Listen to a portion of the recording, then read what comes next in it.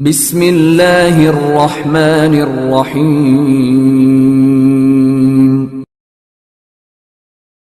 حضور اکرم صلی اللہ علیہ وآلہ وسلم نے وحی کے رک جانے کے زمانے کے حالات بیان فرماتے ہوئے کہا کہ ایک روز میں چلا جا رہا تھا کہ اچانک میں نے آسمان کی طرف ایک آواز سنی اور میں نے اپنا سر آسمان کی طرف اٹھایا۔ کیا دیکھتا ہوں کہ وہی فرشتہ جو میرے پاس غار حرا میں آیا تھا وہ آسمان و زمین کے بیچ میں ایک کرسی پر بیٹھا ہوا ہے۔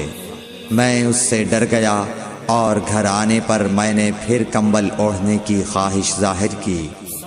اس وقت اللہ پاک کی طرف سے یہ آیات نازل ہوئیں: اے لحاف اوڑھ کر لیٹنے والے، اٹھ کھڑا ہو اور لوگوں کو عذاب الہی سے ڈرا، اور اپنے رب کی بڑائی بیان کر، اور اپنے کپڑوں کو پاک صاف رکھ اور گندگی سے دور رہ۔